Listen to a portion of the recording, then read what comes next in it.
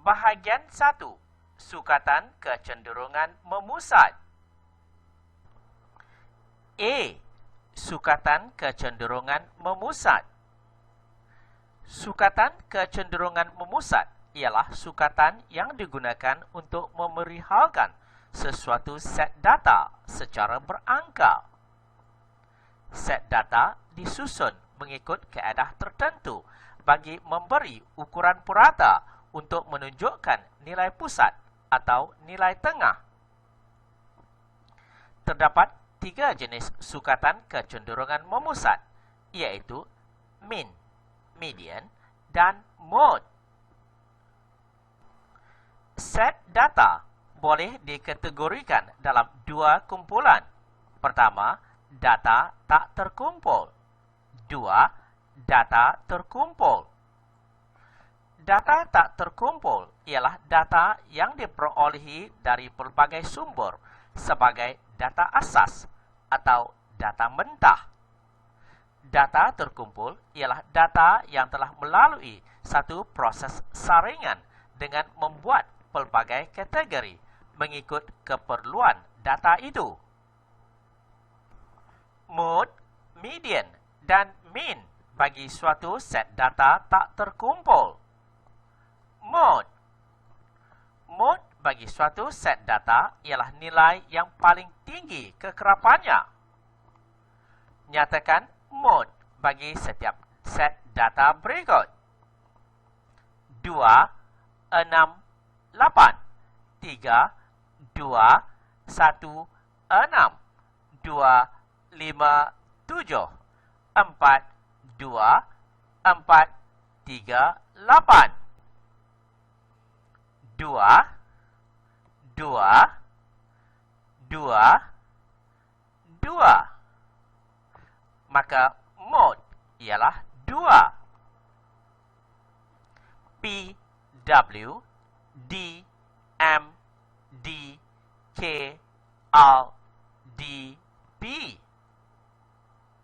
D, D, D. Maka mode ialah D. Median. Median ialah data yang berada di tengah-tengah bagi suatu set data yang disusun mengikut tertib menurun atau tertib menaik. Bagi bilangan data nombor ganjil, median terletak di tengah-tengah set data tersebut. Bagi bilangan data nombor genap, median haruslah diperolehi dengan mencari purata bagi kedua-dua data tersebut. Contoh 1. Cari median bagi set data berikut. 3, 6, 7, 2, 5, 4, 9. Susun data mengikut tertib menaik. 2, 3, 4, 5, 6, 7, 9.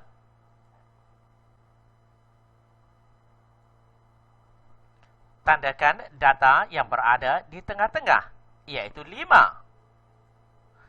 Median ialah 5. 2, 1, 6, 4, 3, 6, 9, 8. Susun data mengikut tertib menaik. 1, 2, 3, 4, 6, 6, 8, 9.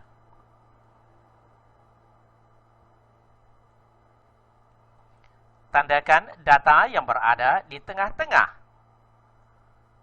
4, 6.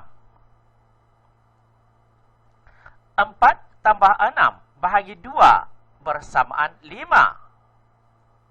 Maka median ialah 5. Menentukan median bagi bilangan data yang genap atau ganjil dalam jadual kekerapan dan perwakilan data. Median. Cari jumlah kekerapan N. Jika bilangan data ialah yang ganjil, maka data pada kedudukan ke dalam kurungan n tambah 1 bahagi 2. Jika bilangan data ialah yang genap, maka purata data pada kedudukan ke n bahagi 2 dan n bahagi 2 tambah 1. Contoh 1. Jadual menunjukkan masa yang diambil oleh 15 orang pelari yang mengambil bahagian dalam acara larian 400 meter. Masa dalam saat. Kekerapan. Masa 60 saat. Kekerapan 2. Masa 70 saat. Kekerapan 5. Masa 80 saat. Kekerapan 6. Masa 90 saat. Kekerapan 2. Tentukan median bagi jadual kekerapan ini. Jumlah kekerapan ialah 15. Median ialah data ke dalam kurungan 15 tambah 1 bahagi 2, yaitu data ke 16 bahagi 2 bersamaan data ke 8. Bina satu jadual yang mengandungi kedudukan data. Kedudukan data 1 ke 2. 2 tambah 5 bersamaan 7. Kedudukan data ialah 3 ke 7. 7 tambah 6 bersamaan 13. Kedudukan data ialah 8 ke 13. 13 tambah 2 bersamaan 15. Kedudukan data ialah ke 14 hingga ke 15.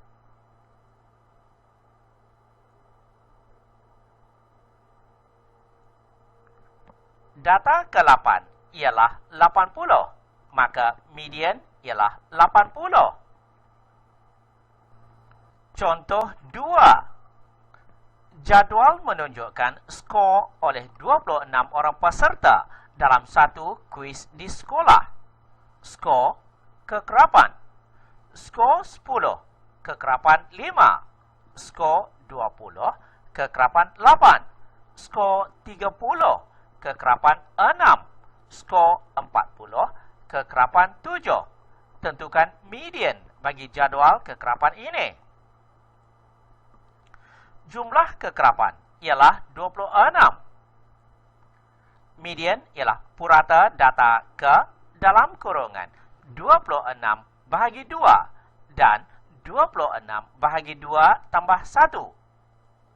Persamaan purata data ke 13 dan 14. Kedudukan data ialah 1 ke 5, 8 ke 13, 14 ke 19, 20 ke 26. Data ke-13 dengan skor 20. Data ke-14 dengan skor 30. Median bersamaan dengan data ke-13 tambah data ke-14 bahagi 2. Bersamaan 20 tambah 30 bahagi 2. Bersamaan 25. Dalam sukatan kecenderungan memusat, min adalah yang paling kerap digunakan.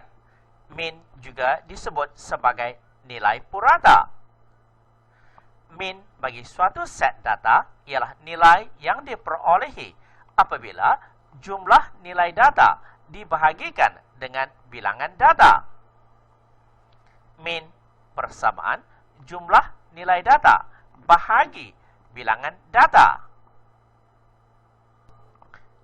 Bagi pengiraan min yang diberikan satu jadual kekerapan, ia boleh diperolehi dengan mengambil hasil tambah bagi pendarapan data dengan kekerapan dan dibahagikan dengan jumlah kekerapan. Min bersamaan hasil tambah, iaitu data darab kekerapan bahagi jumlah kekerapan. Contoh 1. Dalam peperiksaan akhir tahun, Ahmad mendapat markah bagi 6 mata pelajaran utama: 78, 85, 90, 87, 95, 84. Hitung min bagi markah Ahmad. Min bersamaan 78 tambah 85 tambah 90 tambah 87 tambah 95 tambah 84 bahagi 6 bersamaan 86,5. Contoh 2. Jadual di bawah menunjukkan jisim bagi murid-murid di sebuah kelas. Jisim dalam kg, kekerapan 40 kg, kekerapan 5, 45 kg, kekerapan 7, 50 kg, kekerapan 10, 55 kg, kekerapan 12, 60 kg, kekerapan 6. Hitung min bagi data yang diberikan dalam jadual kekerapan berikut. Jisim darab kekerapan 40 darab 5 bersamaan 200. 45 darab 7 bersamaan 315. 50 darab 10 bersamaan 500. 55 darab 12 bersamaan 660. 60 darab 6 bersamaan 360. Min bersamaan 200 tambah 315 tambah 500 tambah 660 tambah 360 bahagi 5 tambah 7 tambah 10 tambah 12 tambah 6 bersamaan 2035 bahagi 40 bersamaan 50,88 kg. Kewujudan nilai ekstrim. Nilai ekstrim ialah nilai yang terlalu kecil atau terlalu besar dalam satu set data, iaitu nilainya terlalu jauh daripada nilai data-data yang lain dalam setnya. Contoh, terdapat 2 set data, 4, 6, 7, 5, 6, 4, 30 dan negatif 4, 5, 3, 4, 2, 1.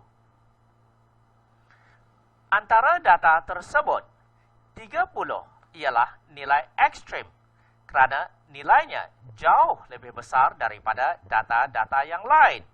Manakala negatif 4 pula terlalu kecil jika dibandingkan dengan data yang lain.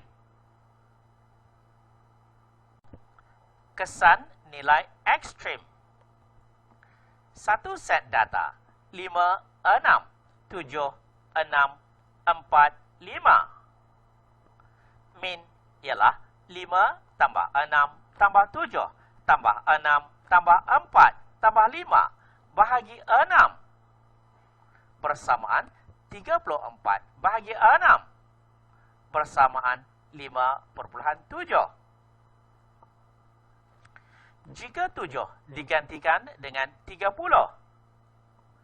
min bersamaan 5 tambah 6 tambah 30 tambah 6 tambah 4 tambah 5 bahagi 6 bersamaan 56 bahagi 6 bersamaan 9,3.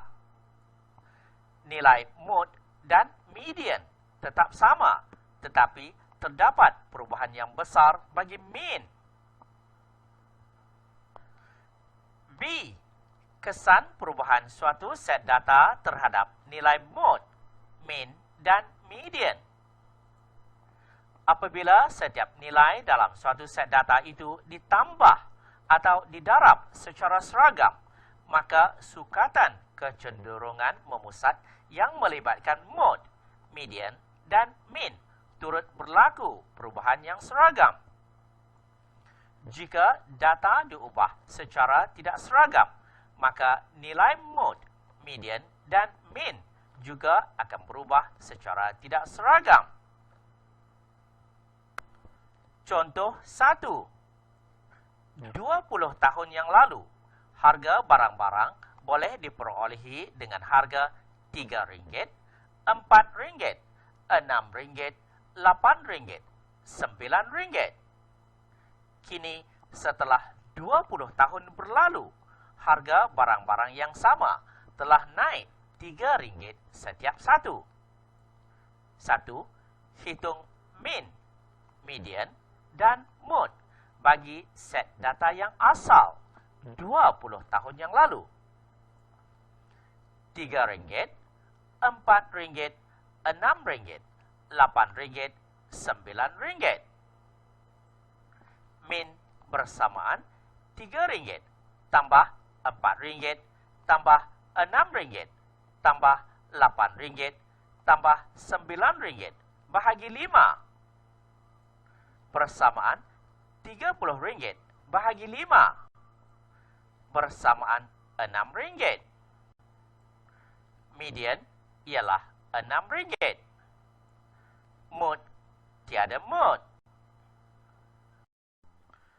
2. Hitung mean, median, dan mode bagi set data yang terkini. Tambahkan RM3 pada setiap data, iaitu RM6, RM7, RM9, RM11, RM12. Mean bersamaan RM6 tambah RM7 tambah RM9 tambah RM11 tambah RM12 bahagi 5 bersamaan RM45 bahagi 5 bersamaan RM9. Median bersamaan RM9. Mode tiada mode. Mean bertambah RM3 dari yang asal. Median bertambah RM3 dari yang asal. 3. Hitung mean, median, dan mode bagi set data yang terkini dengan kuantiti 3 kali ganda. Darabkan dengan 3, yaitu RM9, RM12, RM18, RM24, RM27. Mean persamaan RM9 tambah RM12 tambah RM18 tambah RM24 tambah RM27 bahagi 5 persamaan RM90 bahagi 5 persamaan RM18. Median ialah RM18. Mode tiada mode. Mean bertambah 3 kali ganda dari asal. Median bertambah 3 kali ganda dari asal. Contoh 2. Satu set data mengandungi nombor 5, 9, 7. 1. Hitung mean, median, dan mode bagi set data itu. Mean bersamaan 5 tambah 9 tambah 7 bahagi 3 bersamaan 21/3 bersamaan 7. Median 7. Mode tiada mode.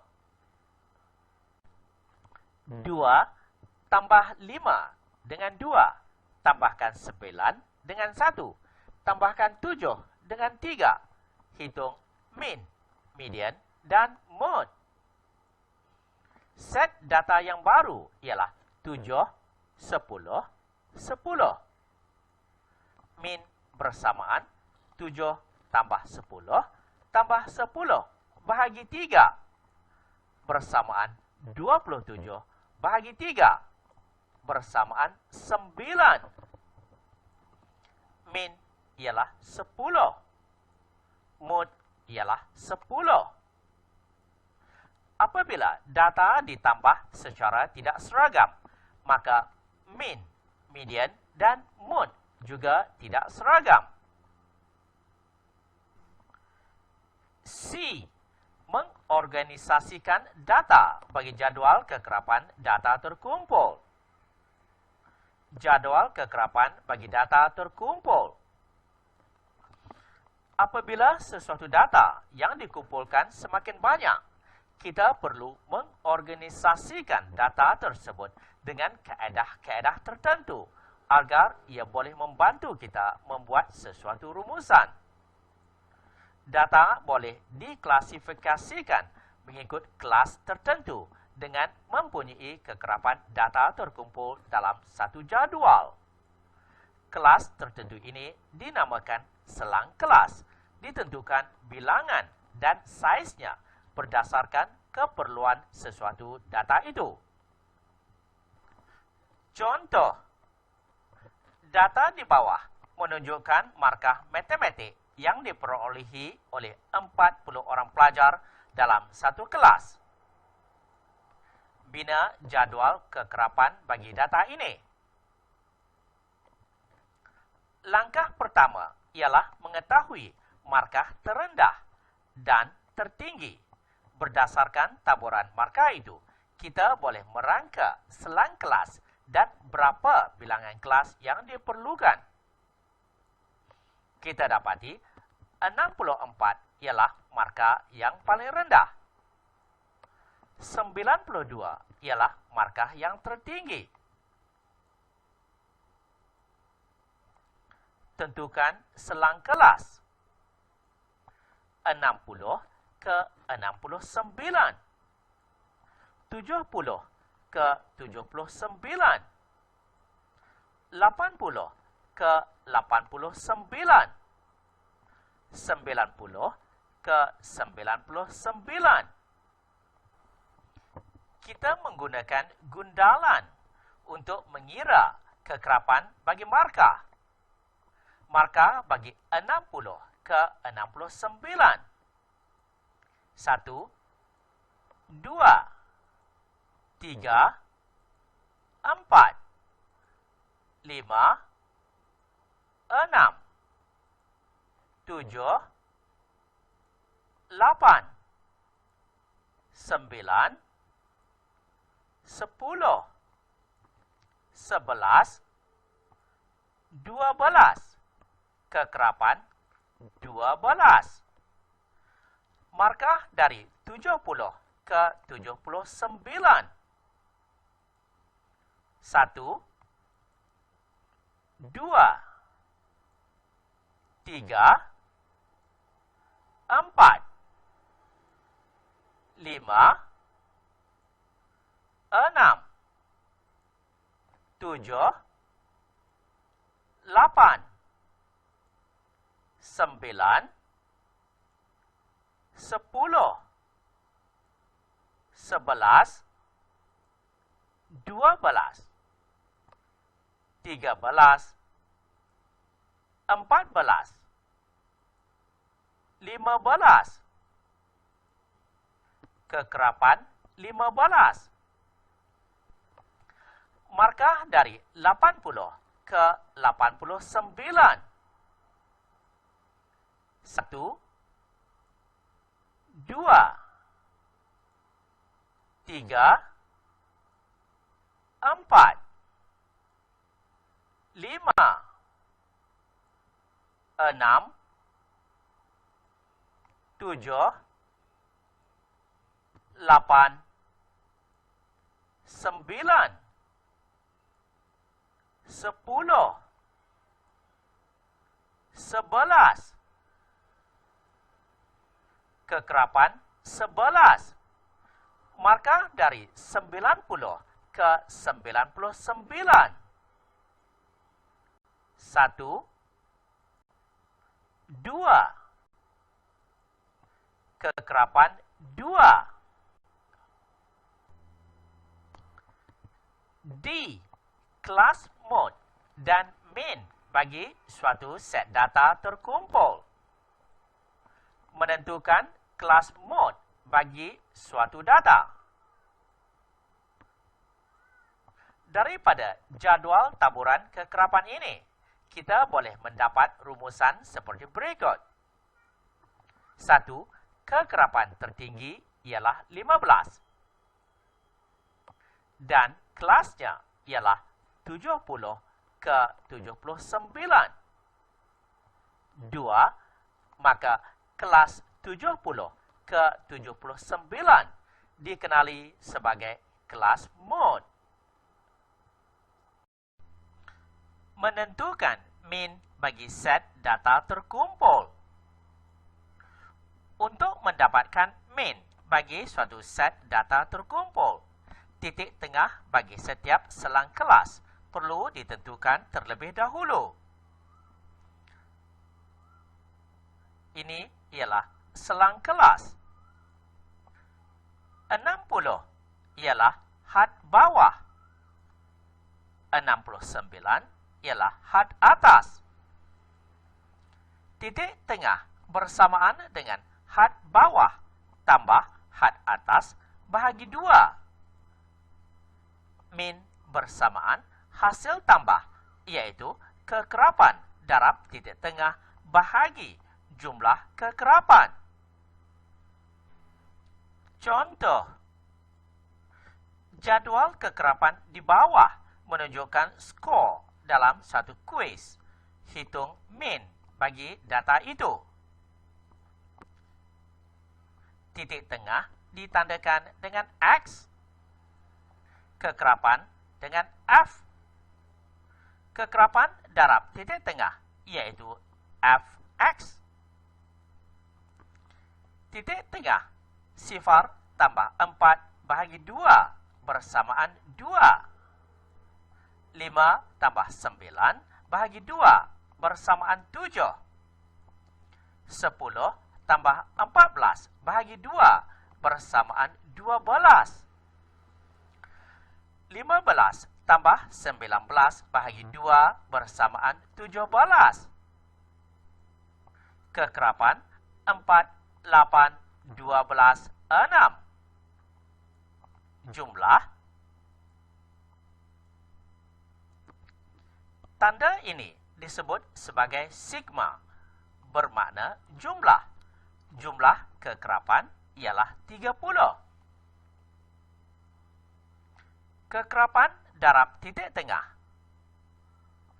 4 darab 2 bersamaan 8. 8 darab 7 bersamaan 57. 12 darab 12 bersamaan 144.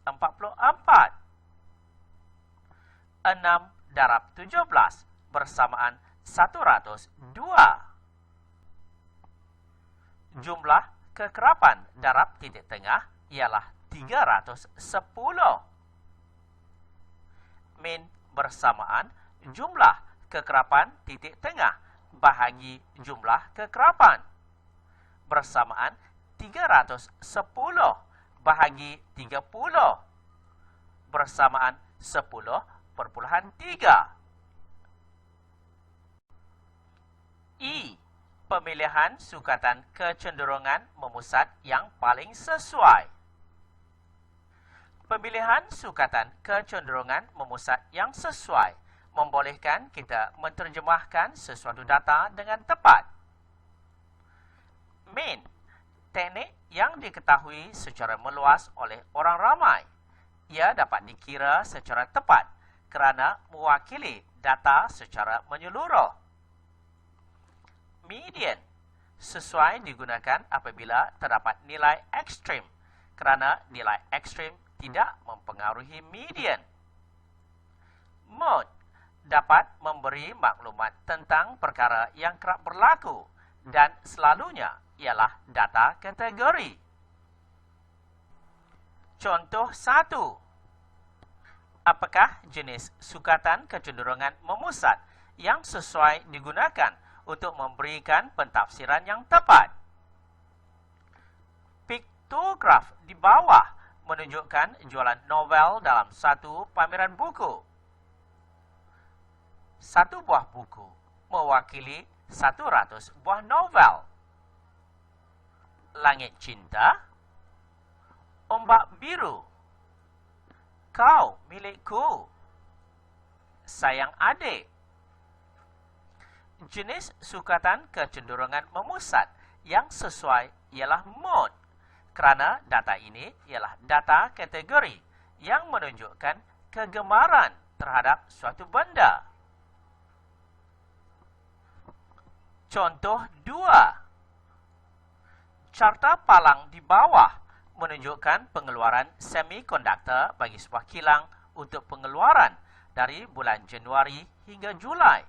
Tentukan jenis sukatan memusat yang sesuai bagi data ini. Jenis sukatan kecenderungan memusat yang sesuai ialah median, kerana terdapat nilai ekstrim dalam set data. Contoh 3. Jadual di bawah menunjukkan taburan hujan di sebuah bandar di Malaysia dari bulan Januari hingga Jun. Tentukan jenis sukatan kecenderungan memusat yang sesuai bagi data itu. Bulan Januari 180 mm. Bulan Februari 150 mm. Bulan Mac 170 mm. Bulan April 200 mm. Bulan Mei 210 mm. Bulan Jun 240 mm. Jenis sukatan kecenderungan memusat yang sesuai ialah mean, kerana tiada nilai ekstrim dalam set data. F. Mode, mean dan median daripada perwakilan data. Menentukan mode, mean dan median daripada perwakilan data untuk digunakan dalam aplikasi statistik dan kehidupan seharian. Suatu perwakilan data yang diterjemahkan dalam bentuk carta palang, piktograf, carta pie maupun berbentuk jadual lebih mudah difahami.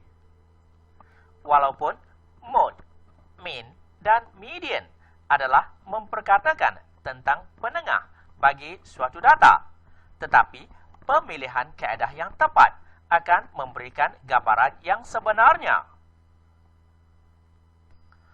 Contoh 1. Carta palang di bawah menunjukkan harga 5 jenis ikan yang paling laris dijual di sebuah gerai ikan. Hitung mean, median dan mode bagi harga ikan itu. Mean bersamaan 7 darab 7 tambah 14 darab 9 tambah 12 darab 11 tambah 10 darab 13 tambah 14 darab 15 bahagi 7 tambah 14 tambah 12 tambah 10 tambah 14 bersamaan 647 bahagi 57 bersamaan RM11.35. Median ialah data ke dalam kurungan 57 tambah 1 bahagi 2 bersamaan data ke 29.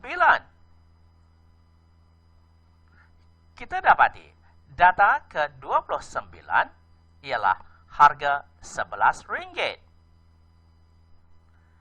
Mode ialah RM9 dan RM15. G. Sukatan kecenderungan memusat dalam membuat ramalan, membentuk hujah dan membuat kesimpulan. Dalam proses untuk membuat ramalan atau kesimpulan terhadap sesuatu perkara yang dikaitkan dengan data, perbandingan dari pelbagai sudut harus diambil kira. Kebiasaannya, nilai min digunakan secara meluas kerana ia lebih mudah dilakukan dan mewakili semua data. Jika terdapat persamaan min bagi dua set data yang berlainan, maka julat, iaitu beza antara nilai yang terkecil dengan nilai yang terbesar, haruslah digunakan untuk menentukannya. Contoh, jadual di bawah adalah hasil satu tinjauan harga mingguan udang besar yang telah dilakukan di 3 buah pasar selama 5 minggu berturut-turut. Berdasarkan analisa anda, pasar manakah yang menjual udang besar dengan harga yang konsisten?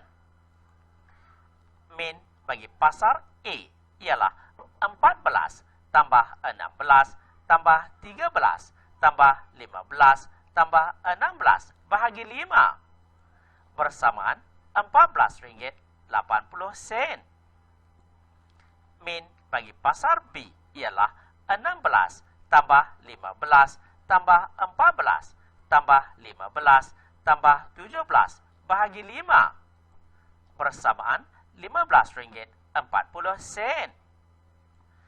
Min bagi pasar C ialah 17 tambah 15 tambah 12 tambah 13 tambah 17 bahagi 5 bersamaan RM14.80. Min pasar A adalah sama dengan min pasar C, iaitu RM14.80.